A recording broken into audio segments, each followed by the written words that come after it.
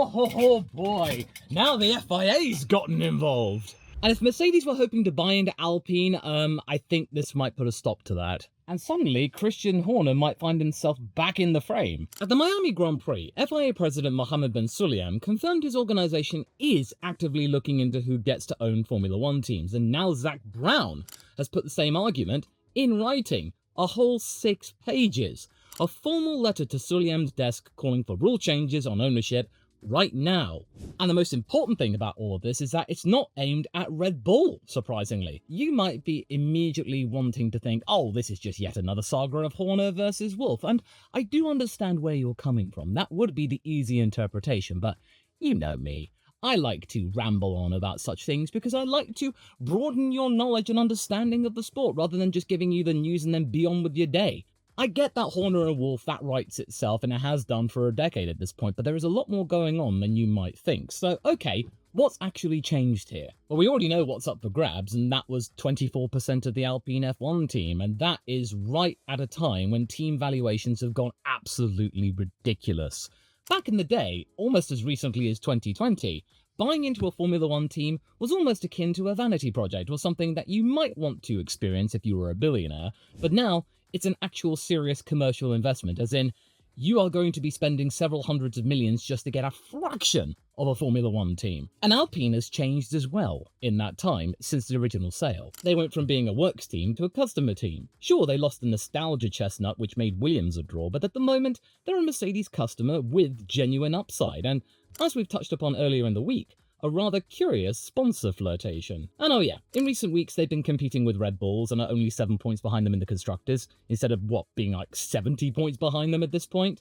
And now the same manufacturer whose engine deal helped make that asset attractive is attempting to buy into it. As of now, 3 buyers are circling, at least publicly. Well, we already know what's happening with Mercedes, because that's already been declared, has been confirmed by Briatore. They supply the gearbox and the power unit. And even though there were reports initially saying that it was Toto Wolff that was going to be investing in the team because he had divested himself of some of his Mercedes investments, so you would think, oh, that money's going to go towards a bid. Well, actually, no. It has then since been confirmed that it's more about Mercedes, the company, buying into the team, not Toto personally. And then Mercedes went on to describe itself as not a potential investor, but more like just a key strategic partner, and would be very, very keen on how the team develops because this is a brand new customer. It's all very careful language, and then Wolff added to it saying, no, well, we don't want the junior team. I mean, yeah, that is corporate origami if you ask me, as in it's all been folded into something incredibly elaborate and complicated, and you have to really try and unfold it to get the real message. Then there is Christian Horner. Now that his gardening leave's done and dusted, as of last week, he is now free to roam about the paddock and explore plenty of options. And he does also have some venture capital backing as well from MSP Sports Capital. And if you don't know who that is, they do actually have previous in Formula One, having previously invested in McLaren. So if you're just thinking this is Christian on his own with his £80 million in his back pocket, wanting to give team ownership a bit of a go, well then you're sorely mistaken. He's got plenty of experience of leading a team as a CEO, and he's also got institutional backing. He's also been rather explicit about something important. He's not after Briatore's job or current team principal Steve Nielsen's job. He wants to own a team. What Toto has, basically. A seat at the table that can't be taken away by a guy in Salzburg. He wants a fortress. And then there's the third buyer, Steve Cohen, founder of Point72 Asset Management and owner of the New York Mets. No F1 connections whatsoever. His bid, reportedly, values the stake higher than either Horner's or Mercedes.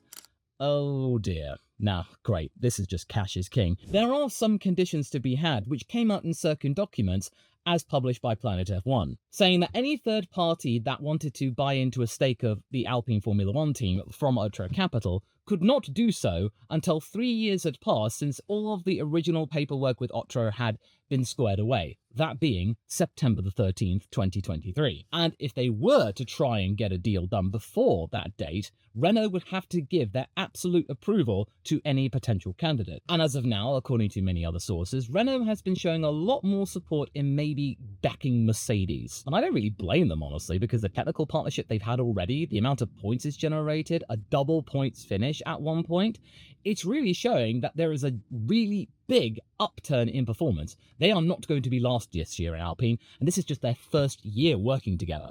and I'm not to mention the commercial success that comes with it. A stake in the team would probably bring more value than what Otro is able to bring with celebrity investors, bar a couple of one-off liveries and some dinner table topics for some sporting celebrities.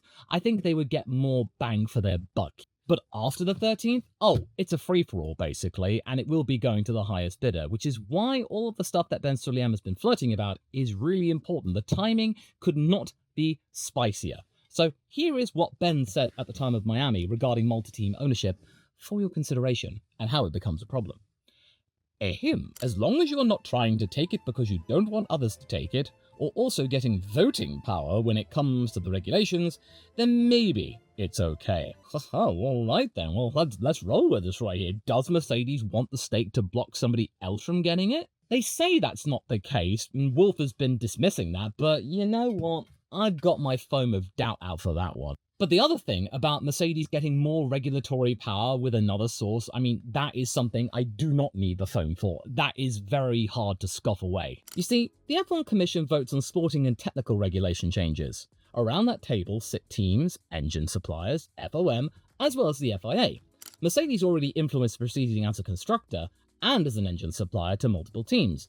Having a stake in another team would add direct financial alignment with a customer team's championship results. A little bit tangled, don't you think? Up until very recently, no other team could really boast that. I mean, now you could argue that Red Bull does because they're now an engine supplier. But then you could easily shout that up even more for the fact that, well, Mercedes supplies 4 teams on the grid. Yeah, you might want to just brush that aside and say, oh, come on, Alpine will still have its own say in voting things, and it's still something that is very independent, and Toto's trying to stress that. Well, okay, alright, but this is the team that is desperately trying to search for a brand new identity because it right now is looking very, very muddled. If the rumours are true regarding Gucci being their new title sponsor, something I talked about more up here, that is going to be a very clear sign that it wants to try and regenerate itself. And if it can get the backing of Mercedes in which to do it, to make it competitive, then, you know, I think they will very strongly consider it. No wonder Renault really wants to get this deal squared away, because Gucci may have found an opportunity amidst Alpine's vulnerability, and Mercedes might want to do the same thing on a political level. One more detail landed this week. Jason Somerville, the FIA's head of aerodynamics, left the governing body and is now expected to join Alpine. I'm not saying that's wrong or anything, but while the FIA asks who gets influence over Alpine, one of its senior technical figures is walking through the front door of Enstone.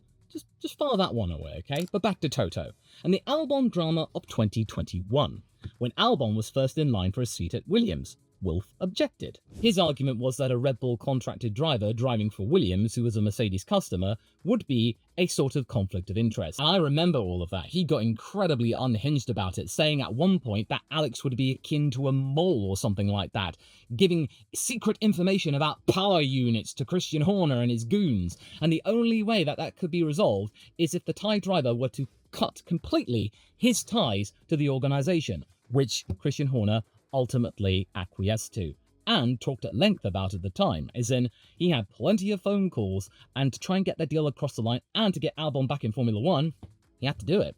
Now you could easily argue that he'd be representing Mercedes in being a partial owner of a customer team. The man who had beef over a conflict of interest argument a few years ago is now on the other side of the argument. Whether you call that hypocrisy or not, I'll leave that up to you, but the basic principle is the same. But the Horner perspective has changed too.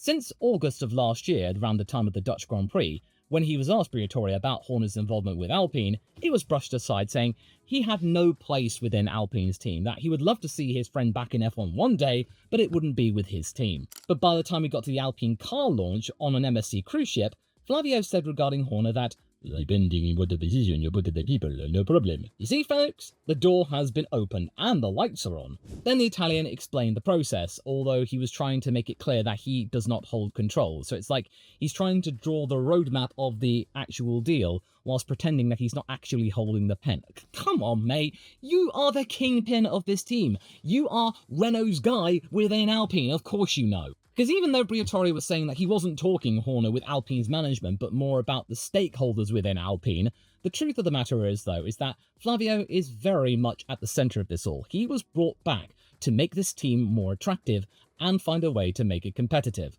And even though it was a really rough time of it in 2025, this year, it's looking a little bit more promising. And the year after that, It could be, holding a very expensive, artisanal, aspirational luxury bag. And whilst all of that he said was technically accurate, it really was beside the point, which then just makes me think of Christian Horner in a Renault boardroom talking about potentially buying into the team. And given the history between Horner and Renault in the past decade, it would be a very awkward meeting. I mean, the only thing going for Christian is that Cyril Abiteboul is not in the room. But anyway, Flavio isn't stupid. He knows what's up. He went from denial to basic confirmation within a matter of months. It was simply at the time, those talks were happening, and the last thing that Flavio needed to do was basically said, oh yeah, absolutely, they're talking with the teams. That would have been completely compromising the entire arrangement. Obviously at the team launch, things had advanced to a particular point when it really didn't matter, or the deal had already been done, or it was completely off the table, that Alpine might have found a buyer. But then also there's the question of whether or not Briatore would even get to keep his job if Horner was successful in buying into the stake with MSP Sports Capital.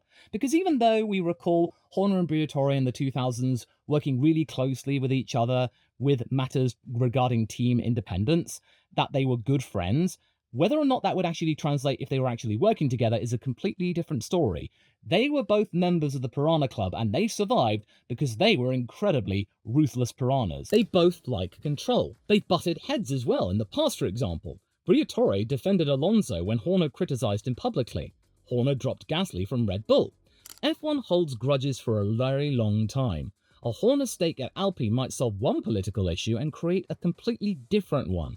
It only takes Horner maybe saying, I'm not really sure about this driver, to get Flavio livid. Sitting in the middle of all of this is Zak Brown, which is hilarious really, because he spent the last few years demanding the FIA look seriously at dual team ownership. And then of course, right when the Alpine auction is getting incredibly spicy, he decides to write that open letter. The timing couldn't be more juicy. In said letter, Brown actually mentioned the situation around 2024's Singapore Grand Prix. You know the one, when Daniel Ricciardo got the fastest lap in his final Formula 1 Grand Prix, denying Lando Norris the fastest lap bonus point. And even though Ricciardo was outside the top 10, so VCARB didn't get the point, it meant that McLaren didn't get that point either. And that could have been very valuable going into the final race of the season, when it was really all to play for. McLaren only won the title by 14 points. Having an extra one would have been just that extra little bit of comfort. One less position to try and accrue. One less position for Oscar ultimately to try and claw back after his spin with Verstappen at the beginning. The whole point of that letter was for Brown to illustrate what happens when sporting integrity goes unchecked. So he also framed this in a way Drive to Survive fans would probably relate to. Can you imagine a Premier League game where you've got two teams owned by the same group? One's going to get relegated if they lose. The other can afford to lose. That's what we run the risk of. Oh, he's on one here. The letter also calls for a ban on future co-ownership arrangements. So Red Bull and Racing Bulls, they exist behind that line. And what have I been telling you? The Mercedes Alpine thing? That is still ongoing. That is in the future. And given that Mercedes and McLaren are really at odds with each other at the moment, it's really awkward at the moment. Yeah, given the whole thing about, information transfer and all of that stuff, and I've even heard rumors about McLaren offering Mercedes information about starts that Mercedes were actually asking McLaren for a favour after denying them data for those first two races regarding the power unit with those two DNSs. Oh, the bloody cheek of Merc! He also said that engine supplying is as far as it should go, which is specifically what Mercedes and Alpine already have. In Zak's mind, that should be the official limit. Well, be careful what you wish for, Brown, because first of all, should a formal framework before September the 13th that ends up defining new ownership stakes as incompatible with sporting integrity get through, it blocks Mercedes through the rulebook, not through Renault. Engines are indeed as far as it goes. Renault's preferred buyer becomes irrelevant. And given that Horner is no longer affiliated with Red Bull, he has no team affiliation at all, he is then free to continue with potentially buying into that stake with his partners. Then there's a matter if the FIA decides to go that little bit further, which puts additional pressure on the Red Bull Racing Bulls arrangement. I'm not talking about them being completely forced to sell teams or anything like that, but ultimately they could put in conditions that makes the whole situation between those two teams a little bit more tenuous and a little bit less appealing. But I must make it really clear, what Brown is calling for is a prohibition of future two-team arrangements, not ones that already exist. The structure that Red Bull and Toro Rosso formed, that's already grandfathered into F1. It's tolerated and it does have practical use in bringing in new drivers, but perhaps said freedoms that make VCARB strategically valuable, such as being able to switch personnel without gardening leave or the aligned race strategy that Brown specifically cited, those could be limited or halted entirely. So the immediate pressure on Salzburg and Oliver Mintzlaff, the Red Bull CEO, may not be a forced sale, but maybe reconsidering their operations, because having a second team would be less useful. If we get to a point where we have no potential winner come September the 14th, Otro is more than happy to just accept the highest bidder, and right now that is Steve Cohen. As in, he has no connections to Formula One at all, and for us, the fans, there is nothing exciting about that. It's just a case of, oh great, somebody with a lot of money bought into a team, and we have no idea who he is. It would also mean that all of the work that Sulayem and Brown would have actually done to get that two-team ownership clarification across the line would have been completely pointless. And okay, what happens if the FIA does start to get something in place, but it can't meet the deadline of September the 13th? And realistically, there has been no set timeline put in place by either of the two parties that I've mentioned, Brown and Sulayem. Right now, it's just a state of intentment and an open letter.